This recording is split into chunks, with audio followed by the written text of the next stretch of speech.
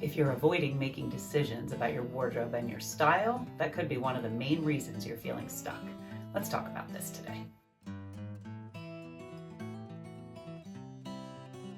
Hello, I'm Kristen from Kristen Kane Style. I'm so glad that you are here. Welcome.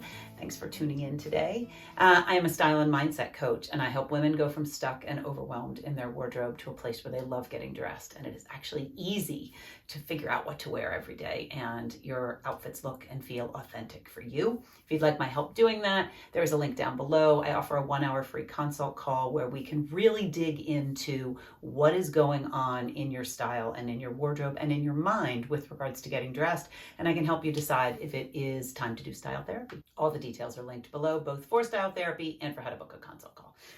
Today I want to talk about making decisions around style and how that leads to style self-trust. When I work one-on-one with clients and even here in videos, I talk about this sense of style self-trust, which I believe is crucial if you are going to have a wardrobe you love, a wardrobe that lights you up, and be able to wear your clothes in a way that feels effortless and authentic and really truly makes you feel like you're presenting your best self when you get dressed. And so style self-trust is created by making decisions around your style and taking action that is different than what you might be doing right now. And anytime that we decide, no pun intended, that it's time to decide something different, that it's time to take action in a different direction, our brain tends to freak out a little bit. And I want to chat about that today because I recognize from my 20 plus years working with women around getting dressed that it's this lack of decision making that really makes us feel stuck. And if we can get clear on what decisions need to be made and we can learn to make them with ease, they get easier to make, and we build that style self-trust along the way with every single decision. It enhances our style self-trust, or it kind of chips away at it depending on what the decision is. So with regards to deciding and style, if you can build the style self-trust, then you know what to buy and what not to buy. You know what to edit out and what to keep in your wardrobe. You know what to put together to make a great outfit. You know what to pack in a suitcase when you're packing for a getaway or a trip or, work travel. You know what to wear to a special occasion because you trust yourself with regards to your wardrobe. And so all of those things truly become easy. And I know from my work with clients that sometimes that is super hard to believe, that when they meet me and we first start working together, they cannot imagine that all of that could happen with ease, that they could trust themselves enough that they wouldn't need someone else's opinion, that they wouldn't need any input on what to take on a trip or what to wear to a special occasion, or even, what to buy when they're out shopping with a friend. I promise it's possible. I promise. I know this from my own life and from the ways that I have learned to make decisions and to build my own style self-trust and the way that I help clients do it. The other thing that comes up with regards to style self-trust is it's difficult to admit that we don't have it because we've been getting dressed for so long. Like by the time I work with clients, they've been spending several decades getting dressed, and it seems like we should have it figured out already often, that we've been doing this for so long that getting dressed is something that every human being does on a regular basis pretty much. And, how can we not trust ourselves to do it right? Or how can we not be good at making the decisions? It just seems kind of like that can't be the problem. And yet, if we look back, from a very early age, when we're first given kind of free rein to get dressed, we, get dressed in elementary school. And in elementary school, we might have the ability, we might have been given the permission by our parents to get dressed how we want to get dressed, but we're already being influenced by our peers and by what society views as normal. I can remember being in elementary school on the playground, and I had two new friends who were, because I was in a new school, third grade, and I had two new friends who were gymnasts. And I was a gymnast, but not at the caliber that these two young women were gymnasts. And they would do, stuff on the playground, on the monkey bars and stuff at recess. And they would wear little skirts that had shorts built underneath. I did not have that. I did not have those. And so if I wanted to do something at recess, it became this sort of potentially embarrassing situation because I didn't have the shorts that connected to my little skirt, and it could be awkward. And so I learned that the decision to not have one of those was wrong in some way. In addition, embarrassingly, there was a situation where I purchased, I chose a dress. I liked, I went shopping with my grandmother or my mother, and I picked a dress that was very ruffly and flouncy and feminine and girly.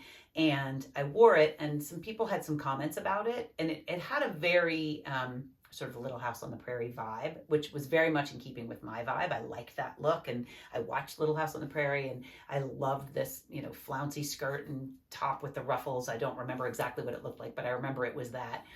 And enough people in my class commented on it in a not super positive, complimentary way, that I said that I purchased it at Sears, and it was part of like a special Little House on the Prairie collection. And I said that because even at age 9, I wanted validation that what I had chosen was okay. I wanted to make it more okay that this was what I was wearing to school. And in my little kid brain, it seemed like if I made up this elaborate story about this display where Sears had decided that this was the kind of clothing that girls in their, in 3rd grade should be wearing, that I would somehow be more accepted, and that decision to wear that outfit would be more right. And it kind of, it pains me a little bit to think back to my 9-year-old self, who was already trying to conform, and or when she was picking something different, was already making up stories to try to make it okay that that's what I had picked. All of that to say, from a very early age, from elementary school through middle school and high school, where usually our goal is to fit in with everyone else, through college, where it's kind of the same, our style might get a little more relaxed because we're lounging and hanging out with our friends a lot, but we largely look the same as everyone else, to our first job, where what we wear is usually dictated by the type of work we do and by our colleagues and how they are appearing. And then possibly we go into mom life, where it's all about comfort and ease and washability and, how quickly can we get dressed in something. And so it isn't usually until we get to that next stage of life where we actually can decide how we want to look and feel in our clothing again. And not that we couldn't have decided it all along, but usually we don't. It's when women hit kind of this beautiful middle-age stage where they decide, I haven't really paid attention to what I want to wear and how I want to feel when I get dressed in a very long time, if ever. And so I'm really unsure how to do it. And I don't trust myself to make decisions around it. And I don't have what Kristen calls the style self-trust to really decide what I want to buy, what I want to edit out of my wardrobe, what I want to put together to make an outfit, what I want to pack for a trip, what I want to wear when I go to a special occasion. I don't have the skills and I don't have the trust to do that with ease and to know that I look and feel amazing. So I want to talk about that today. Style self-trust requires 2 things, basically. It requires that you shift your mindset a bit and that you take some action that's different than what you're already doing most of the time. And our brain doesn't like that. Your brain likes the routine. Your brain likes it when you wear the lazy go-tos on repeat and you don't dig further into your closet and try to wear something different, because your brain perceives that as dangerous. Different is danger as far as your brain is concerned, and it does not differentiate. It does not care whether it is actually, a danger outside your door or whether it is just you poking in your closet and risking putting something on that might not be right. And so it shuts it down. It says you're better off wearing those lazy go-tos again and maybe figuring that out later in the future. And it's really pretty much hoping that you forget to figure it out later in the future, because it doesn't want you to be in danger. It doesn't want you to risk dying, which is your brain's main goal is to keep you alive. And so anything that is perceived as a threat, even wearing a different outfit, your brain tries to shut it down. The cool thing about decisions, and I'm sure if you think of some decisions you've made in your life, even recently, the cool thing about decisions is once you make them, everything gets easier. The stuckness and the overwhelm and the frustration and the spinning happens when we haven't made the decision yet. It clutters our mind. The options clutter our mind.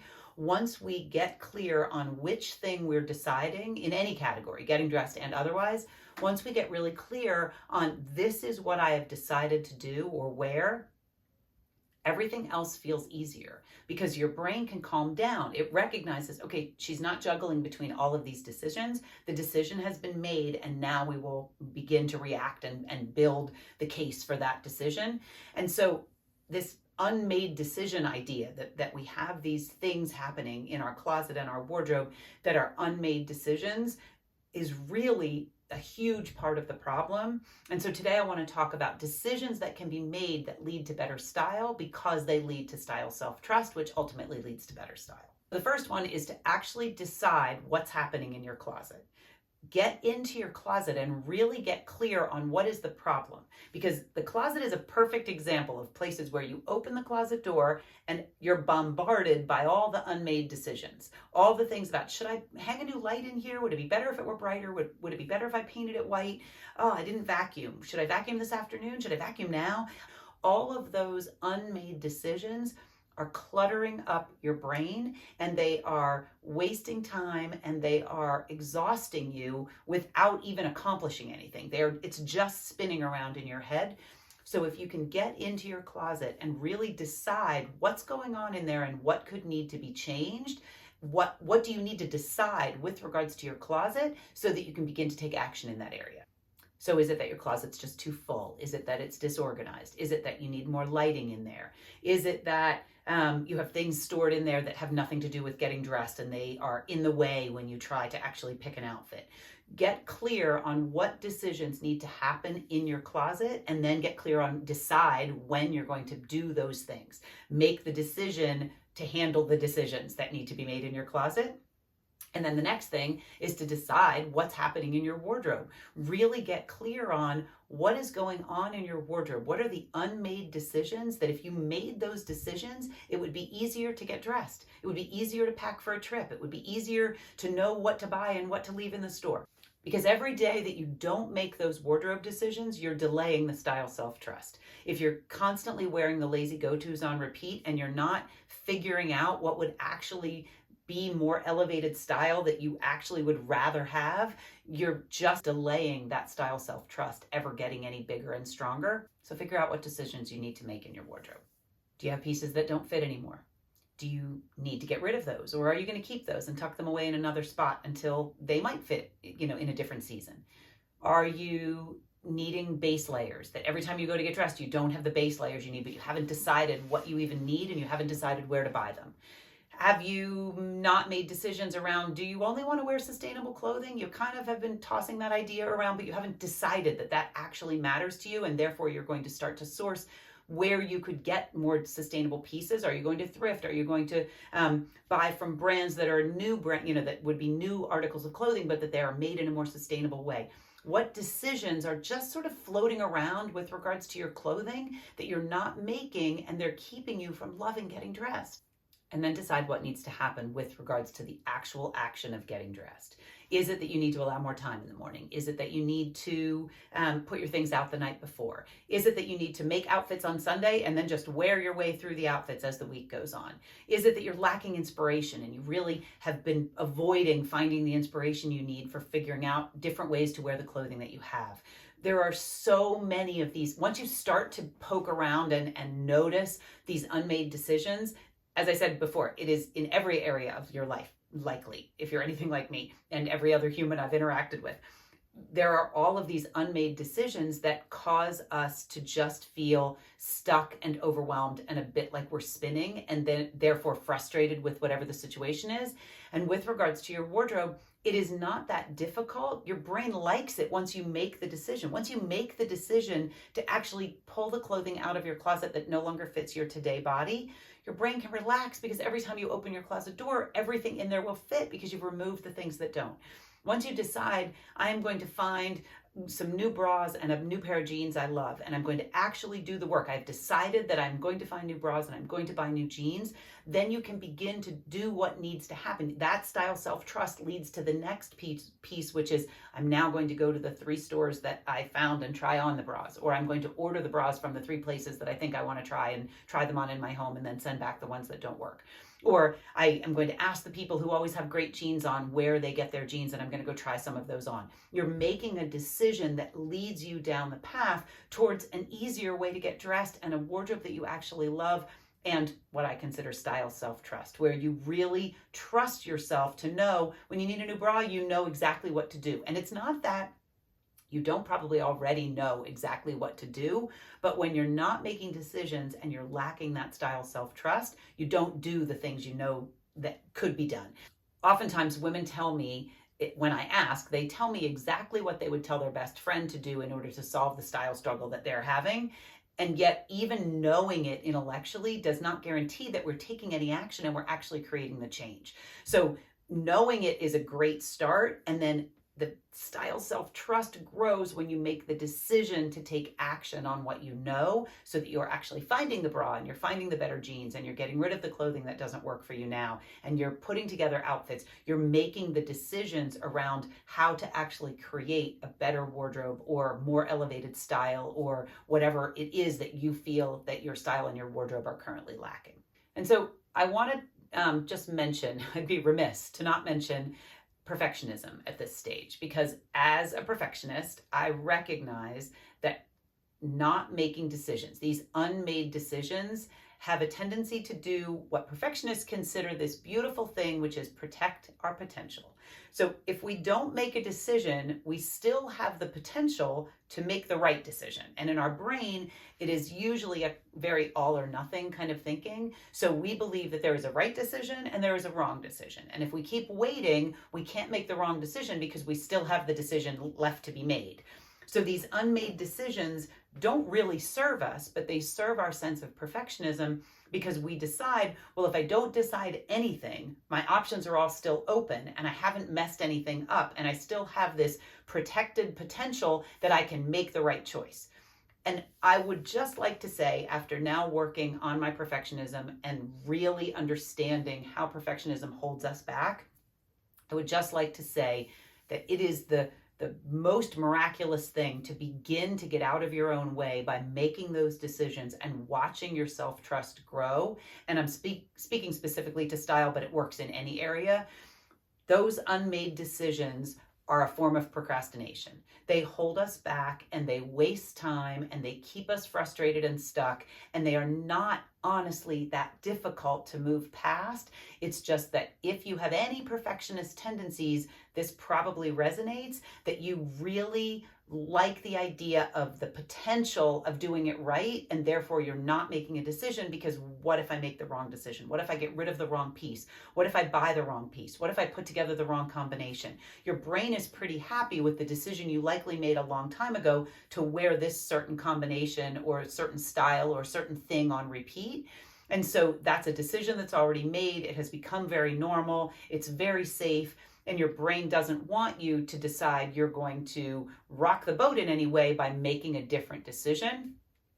But part of your brain recognizes these decisions are unmade because every time you open your closet, you're bombarded with these pieces of mental clutter that are these decisions that haven't been made. And so I just want to mention about the perfectionism, as I said, that it has this sense of protecting your potential, and it's really just a sneaky form of procrastination. And the best way to build that style self-trust is to begin making even little tiny decisions. Today I'm going to wear a belt. Like, I'm going to change nothing else, but I'm going to put on a belt, or I'm going to cuff the bottom of my jeans, or I'm going to front tuck, or I'm going to tie a sweater around my shoulders, or I'm going to wear the scarf that I keep wondering, should I, shouldn't I, should I, shouldn't I? I can't make the decision about the scarf. Today I'm going to make the decision. I'm wearing a scarf today. Once you start that, there is a snowball effect, and it becomes not only easier, but more fun, because as you build that style self-trust, you are more apt to challenge yourself in new ways and to take action faster. And the last thing I want to mention is about the right or wrong decision idea, this sort of all or nothing thinking that perfectionists tend to have. Because I believe that, and I mentioned the perfectionism because, as I said, I'm a perfectionist, and I see this come up a lot with women in their wardrobes. They may not act very perfectionistic in other areas of their life, but their wardrobe seems to bring it out if they have that tendency at all. So there's this sense of a right way and a wrong way. And I would like to offer that I've gotten really great coaching around this. And so I would like to offer that information to you in case it feels helpful. The idea that there is not a right way or a wrong way, that there is only a decision that we make, and then we work to make that decision right. Even if that decision isn't right in our minds for the rest of our lives, we decide today I'm wearing a scarf. And then when we wear the scarf, even if it doesn't feel the most authentic and like we want to wear a scarf every day for the rest of our lives, we don't make ourselves wrong for wearing the scarf, because that's when our brain says, we're never doing that again. We're never branching out. We're going to wear the lazy go-tos forever. Because remember when you wore that scarf and it was a disaster, and then there's all this scolding and this kind of bullying that happens because your brain isn't comfortable and it wants to make sure you don't do that again because it was risky. And so if you wear the scarf and you don't end up loving it, you have a couple of choices. The first one would be, the first suggestion, regardless of the choices, would be to not beat yourself up about it, to really understand that this is just, it's clothing. It really doesn't matter if you wear the scarf and it didn't end up to feel as authentic as you wanted, or you were too warm, or someone made a comment about it that wasn't super lovely and complimentary. By wearing the scarf, you're building your style self-trust, even if you ultimately are not a scarf wearer, because now you have learned, okay, I can trust myself because I wore that scarf and I didn't actually love it. So the next time I go to get dressed and I want to put a scarf on, I can either wear the scarf again and decide after the end of that day, okay, am I learning to be a scarf wearer? And that's actually great. Or you can decide, I'm not wearing the scarf because the last time I wore a scarf, I really didn't feel authentic. And though something in my brain is saying, well, it's going to be cold, or it would add more to your outfit, or whatever the reason is you're contemplating putting it on, you can assure yourself, nope, I have just a little bit of style self-trust from the last time I wore the scarf. My answer is no. My decision is no. I'm not going to wear the scarf today. And then see how that feels. It's only through making the decisions that we begin to build the style self-trust, and that the decisions get easier and easier to make. And I've kind of gotten to the point in my life where I am pretty ruthless now when I feel myself hesitating to make a decision, because I know that I can get stuck there and I can analyze and overanalyze and consider and just continue spinning in the options. And if I just decide, it changes everything, because then I can work with the decision I've made, and I can always make another decision. Pretty much no decisions are, irreversible. Yes, if you're going to go from really long hair to really short hair, you might want to consider deciding to go a few different lengths on the way up so that you're not left with a long period of growing out your hair if you decide you don't actually like it once it's cut. And you might want to think long and hard before you invest in a Chanel bag or something that is a really large ticket item, because it might not be something you want to spend that much money on. But for the most part, these decisions that I'm talking about with regards to rearranging your closet, or putting in a brighter light bulb, or getting rid of the clothing that doesn't serve your life right now, those decisions are not difficult, and they are definitely one of the reasons that you're feeling stuck and overwhelmed with your style. So I challenge you to kind of get into your closet and pay attention to your wardrobe, and really look at, even take a piece of paper with you and write down all of the things that start to come at you. My guess is that the majority of the things that you would write down have a decision at the base of them. That when you look at the reasons and the things that are bugging you with your style, or the places where you feel stuck or are not feeling satisfied and not feeling like it's effortless and easy to get dressed, when you go through and make that list of all the thoughts and all the things that come up, my guess is that if you can make a decision about each one and handle it, whatever that looks like, on the other side, there's this sense of peace, because you no longer have that feeling every time you open your closet door, oh, if I just had a full-length mirror, this would be so much easier. But you don't actually decide to handle it and get the full-length mirror, or decide that you don't actually need one because you have one upstairs and you can just run upstairs once you're dressed. It doesn't have to be, there isn't only one right answer. It's just that you need to make the decision, because once the decision is made, your brain can rest. It doesn't have to keep thinking about it every time you open your closet. So I'd love to know in the comments, what unmade decisions about your style could you make this week? Just absolutely go in there and make a decision. It doesn't have to be the right decision. Any decision you make can be made right. The only way that a decision becomes right or wrong is by what's going on in our heads. The two different women can make the exact same decision, and one can feel like it was a great decision for her, and one can feel like it wasn't a great decision for her. So the decision isn't the problem. It's the lack of making it that perpetuates this idea of, I don't actually love my clothing. I don't actually love my closet. It's not easy for me to get dressed. It's not easy for me to shop. It's not easy for me to build outfits and to pack and to know what to wear to a special occasion. All of that centers around unmade decisions, and making decisions builds style self-trust, which leads to getting dressed with ease and having it be fun. Yeah, I'd love to know, what decisions could you make this week that might change how you feel when you get dressed?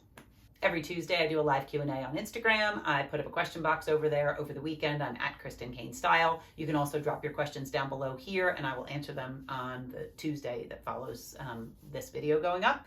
And Style Therapy, it's my signature program, and it is transformational. My clients get results. If you are feeling frustrated and overwhelmed and ready to do something different when it comes to your wardrobe and you would like my help, please check out the links below for Style Therapy, and go from there. I hope you have a really, really beautiful week, and I'll see you next Friday. Thanks for watching.